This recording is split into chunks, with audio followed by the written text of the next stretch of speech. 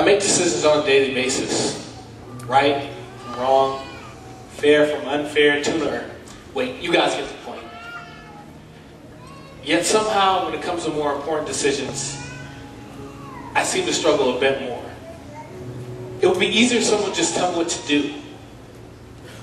You see, I'm a judge. Every day I decide people's fate in the court of law. Who's guilty and who may be innocent. Many times it's easy because I have all the evidence I need to make a fair and impartial judgment. I simply go by the facts.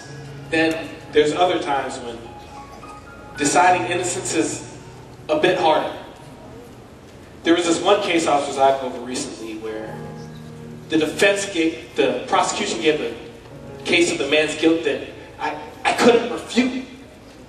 Yet the defense gave a case of the man's innocence that I couldn't deny. I heard days of witness testimonies. Some experts and others not so much. The only problem I can see with the case is the evidence. Most of it was circumstantial or not significant enough. That day, whether that man would be sentenced to life in prison or go free wouldn't be up to me. That would be up to the jury.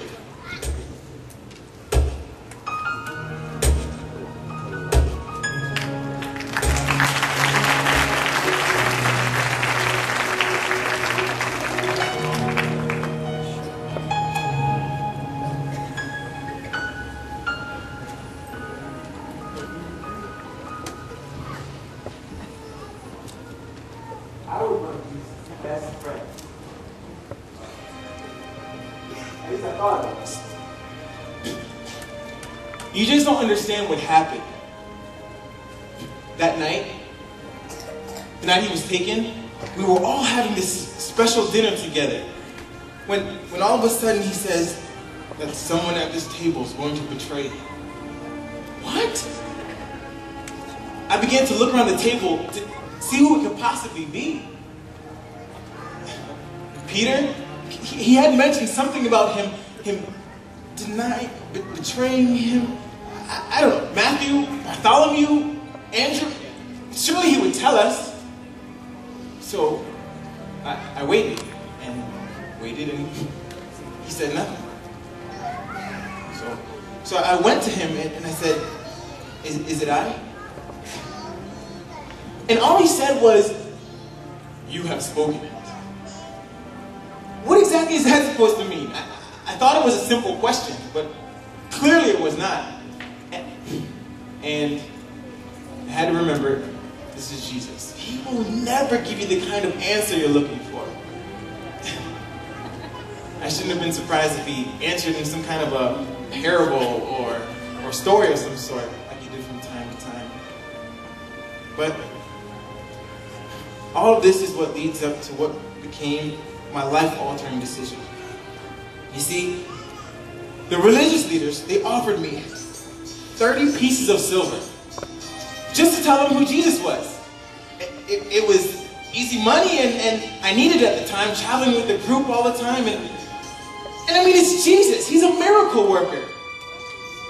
Surely he can get himself out of this one. Do you think this is the first time that they were trying to get him? And these rulers, religious leaders, they would have killed me if I didn't tell them who Jesus was. So with a quick kiss,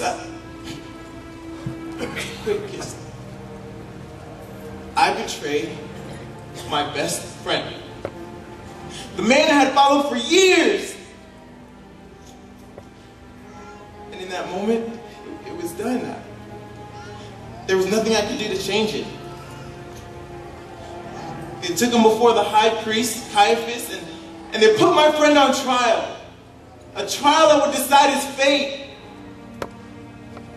And the people, you should have heard these people. You should have seen their faces and scowls. They were so angry and began to mock him and spit on him.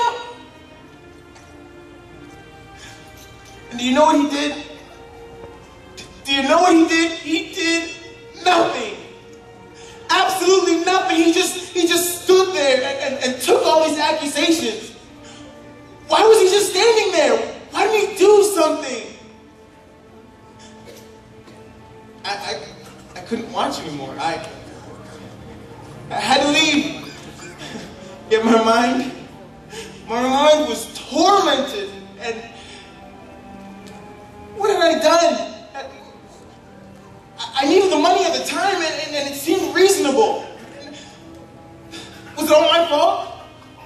Was the reason he was taken to be murdered? Brutally murdered. My fault.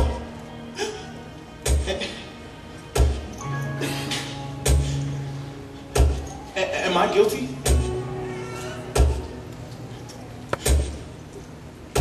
30 pieces of silver.